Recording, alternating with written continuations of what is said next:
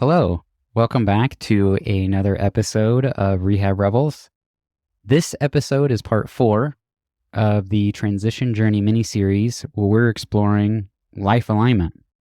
If you haven't yet listened to the previous episodes, go back to the Transition Journey 1 episode, which is episode 40, and go through them in order. They'll build on each other and it'll make more sense. So the goal with this life alignment episode is for you to have both clarity and a guide regarding creating a life that aligns with your unique self, leading to a more aligned career, better sense of purpose, and more fulfillment in life.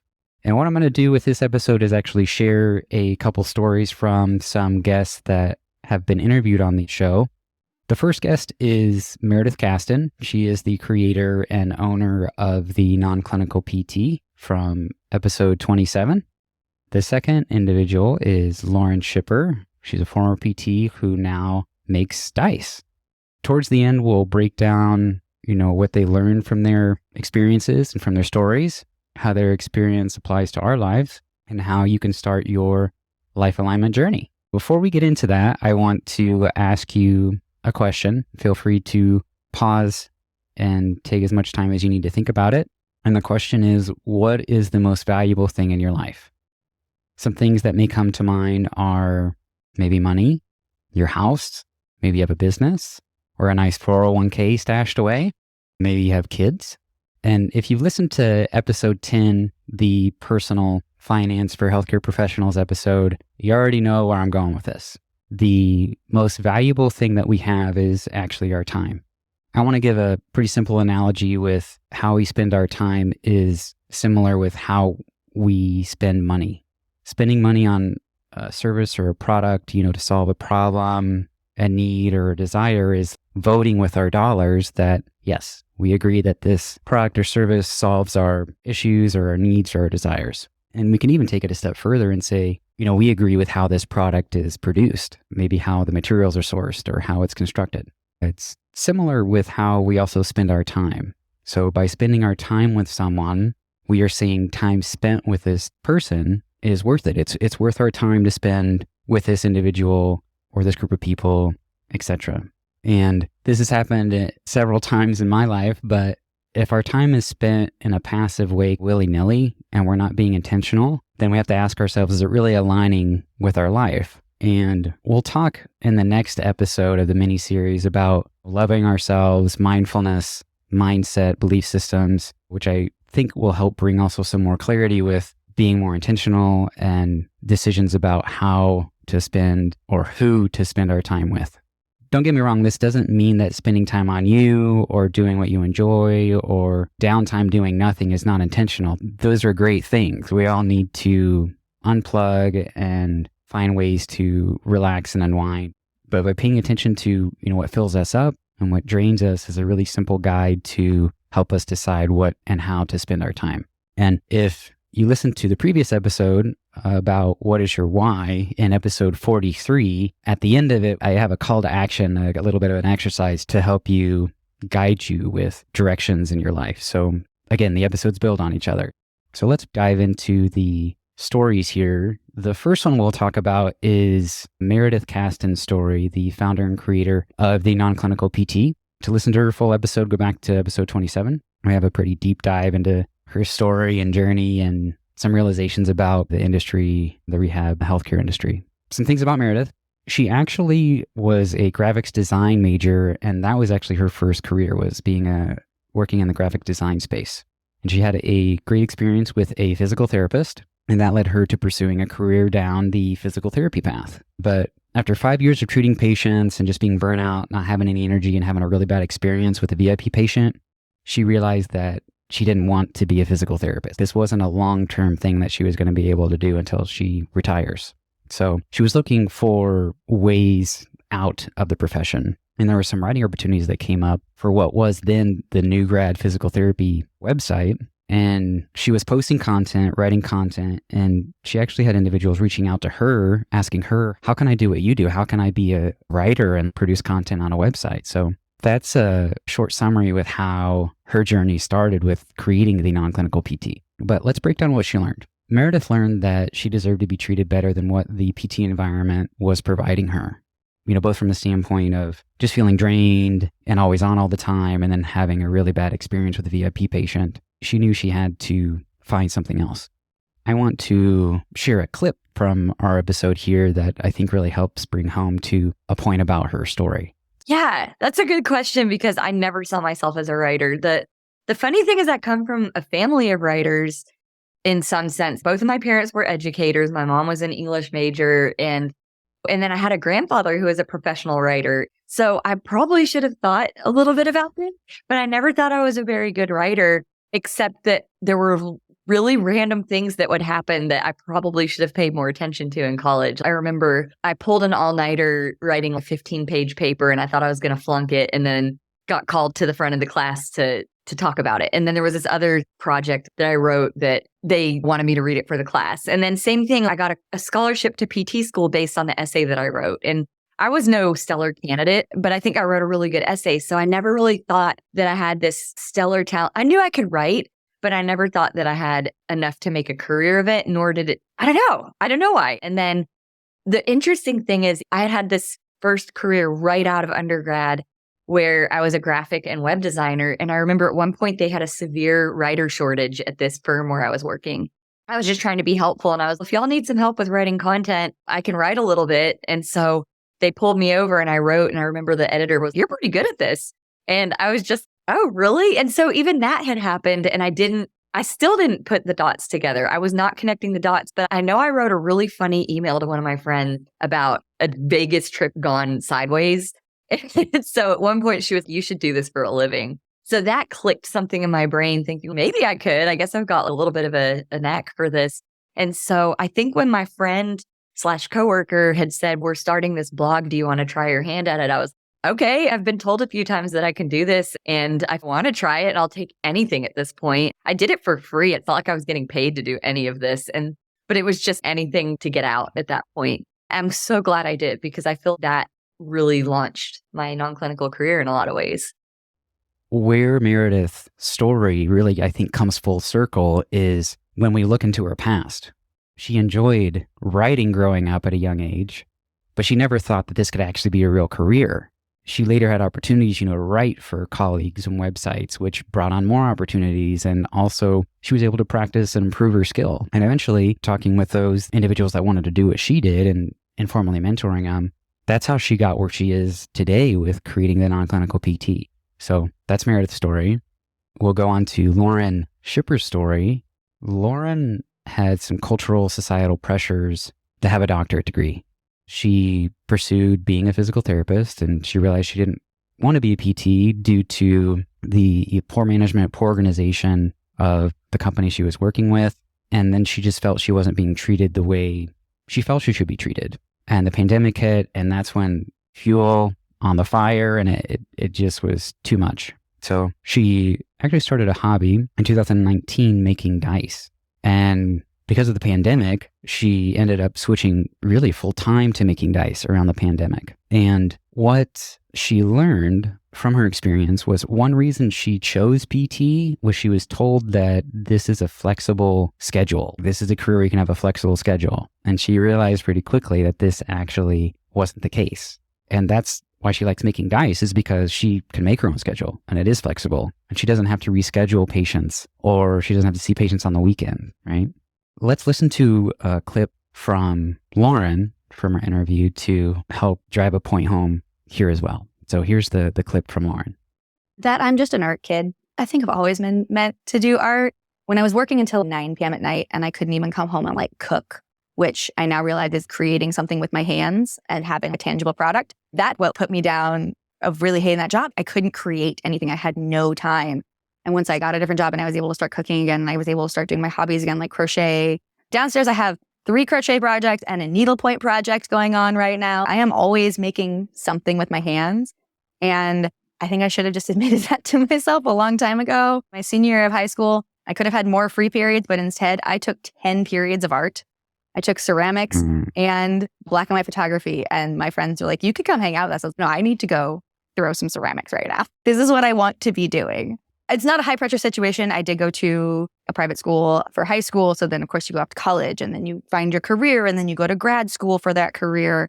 And then your parents are doctors. So you're supposed to be something too. It's just you follow the path that seems like the right one because you don't become a professional artist. That's not a thing. And dice making is art, I've come to realize, because for a while I was, oh no, I'm just making dice. I'm making art. They're just functional art, tiny resin art. So recap here. She believed that she was, supposed to be an artist. She's the oldest daughter of 2 doctors, and she's a caregiver, and thought she was supposed to get a doctorate degree. And coming from a family that expects graduate school, that's what you do. Looking back, she mentions that she was the weird artsy kid growing up, but she didn't completely realize it until she fully switched over to making dice full time. And that's really where it came full circle for her. Is I loved doing this weird artsy stuff as a kid. And then when she finally did that hobby and was able to find customers that wanted to pay her for her skill set and making these dice and doing it, that's when things started clicking and the light bulb came on. Oh man, this is really what I'm supposed to be doing. She likes dice making because it's different. She's working with her hands. She's got a flexible schedule, and she also didn't give up. I think that's really important with her journey and story. She actually tried a handful of other side gigs and hobbies that didn't end up actually panning out, or she wasn't able to make any money from it. And then she stumbled on dice making and found people that were willing to pay for what she enjoys doing, which is making dice. So that's pretty cool. Next, we'll talk about how their experiences apply to our lives. For both of their experiences and for many of us, there's cultural and societal, even family pressures and norms or influences that we feel that we need to follow. And simple examples: go to college, get a good education, find a secure, stable job that pays well. And then your life's going to be perfect and you're going to live happily ever after, right? But what many of us realize is after going through what we're expected to do, educational and career path, and then actually doing the career, we realize that, man, this really isn't what I thought it was going to be. It's not filling up my cup, and this really isn't going to be a sustainable career path for me. With these particular guests, what I like about their stories too is they didn't give up on their interests, their hobbies, and their talents. And they actually ended up eventually gravitating to a position of opportunity to be able to apply those things either in a service or a product way that was able to provide income for them. I think it's great. I think that's super cool and really what it's all about, and trying to find that alignment with ourselves and employment opportunities and income opportunities and figuring out how best ways to serve others.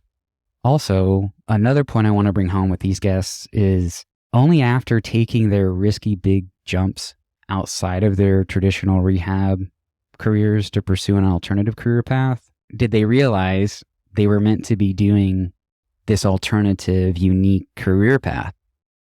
Meredith mentioned she just really didn't think or believe that, writing was an actual legitimate career that she could do. And then she started doing it, and the more opportunities come, and then she's doing it full time and getting paid for it. And because it connected and related with their interests and desires and passions from a young age, it really came full circle for both of them, right? You may be thinking, but Tanner, I don't have any childhood passions or hobbies that I can pursue. And that's okay. Simply by paying attention to your current passions, interests, hobbies, likes, dislikes, and taking opportunities that align with those interests and hobbies, even if they're free, and not giving up, ultimately you're setting yourself closer to having a more fulfilled career and a more fulfilled life. And I think the trick is not giving up, being willing to pivot and change as necessary. As we learned from Lauren's story, she tried a handful of other different hobbies where she was working with her hands and doing artsy things, but they just didn't actually end up paying off. And then eventually she got to making dice, and the rest is history. So don't give up.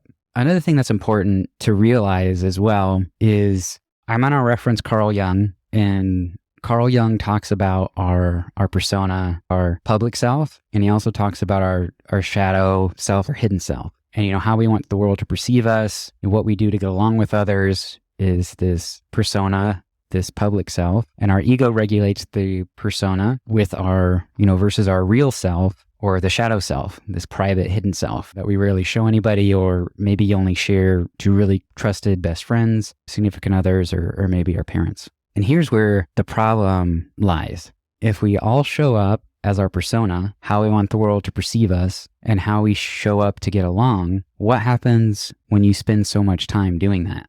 We forget who we really are. If you pretend to be somebody long enough, you're going to forget who you are.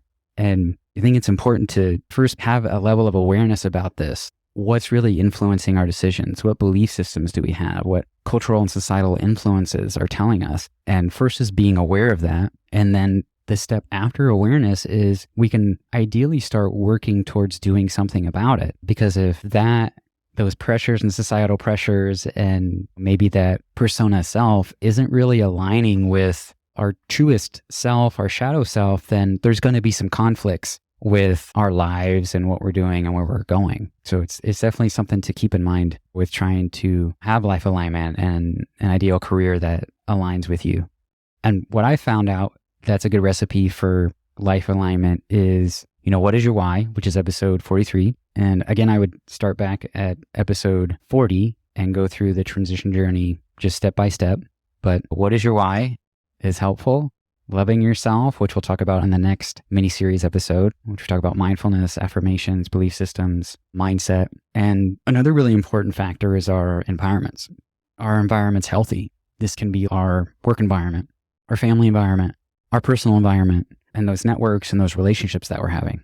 And this mini-series and this life alignment practices and calls to action and exercises that I'm sharing, it's not whenever we get to that ideal career that we land, that everything's just great and over with. And, we no longer are pursuing our interests or desires or passions. Sometimes when we were in grad school for our rehab profession, that the whole idea and mindset is, yes, we just got to finish this, get this degree, pass our boards, and life's going to be perfect and great. And I don't have to worry about anything anymore. And I'll have enough money to pay for everything. And life's going to be just fantastic.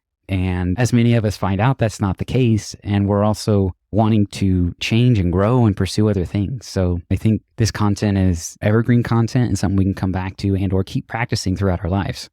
Some more food for thought when it comes to looking at a complete holistic life alignment. Some things to think about are our physical health, our mental health, emotional health, spiritual health, social health, habits, belief systems. And like I said, we'll get into some of that in the next mini-series episode. And these are just touch points for reference throughout our lives that are always changing and evolving. We're always changing and evolving, and our lives are, and our environments are, right? When COVID hit, huge change for everybody. And so it's something to just keep in mind. And I think it would actually be pretty overwhelming to try to focus on each of these and work on life alignment with each of these categories. So what I would suggest is focusing on maybe what's the most prioritized in your life right now and starting from there, working from there, and baby steps. And don't give up. What are some resources for how do you align your life? We already talked about, the mini-series in general, starting at episode 40, and then the What is Your Why episode, and really aligning yourself with the outcomes and the life that you desire is really what we're looking for. And I'm hoping to add to having more clarity and providing more guidance with the next couple of mini-series episodes that are going to be coming out with loving yourself and a healthy environment, but also be creative. This is your life. You are in control of your life. You're in control of your happiness. And if you are in a job that you just hate, or it's draining you so much, or you get home and you just have no energy or time for you, yourself, your loved ones, or maybe it's just turning you into something that you don't want to be, then it's not going to be easy, but you are able to make the choices to get you somewhere else. If that's what you want, you'll have to start taking baby steps to get there, right? It's not like it all happens in a day or a month even. A simple analogy that I can give is, how long did it take us to become healthcare professionals? Right, several years. So I think the important thing is just to start, like most things, and just keep working from there and keep learning and keep growing. And the information that's out there, use what applies to you and what works best for your life, and then leave everything else. Also, experiencing and learning from other cultures, talking with people who have similar interests, and just experiment, try new things. A couple book resources I'll provide as well. There's one called Now What by Laura Fortgang. She's got some good, really thought-provoking exercises in the book. And another Christian approach that can be helpful is 48 Days by Dan Miller. And I actually met Dan Miller at the podcast movement in August of 2023. We had a small group breakout session. I didn't actually know he was going to be there or even really recognize his name, but he was there and it was pretty surprising. It was cool to meet him and he was a nice guy. That wraps up this episode. So the next episode I'm going to share, I mentioned, is about loving yourself. We'll talk about mindfulness, mindset, affirmations, belief systems. And I invite you to click that subscribe button so you don't miss any of these solo episodes coming out.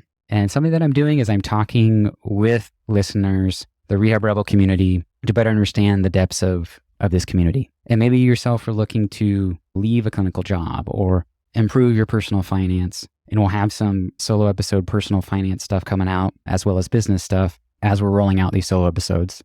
But maybe you're looking to improve your finances, leave your clinical career, or start your own business. And I'd love to do what I can to help you get there. How I can help you is by thinking through, your next career, financial, or business move together and acting as a soundboard, discussing where you're at, what your goals are, and provide any insights and tips from, my experience or the experiences of individuals I've talked to on the podcast, and I'd be happy to help. You can connect with me on Instagram at Rehab Rebels Podcast. You can send me a DM there, or you can go to rehabrebels.org and click the contact tab and send me a message there. Thank you for listening, and I look forward to seeing you in the next episode. Take care.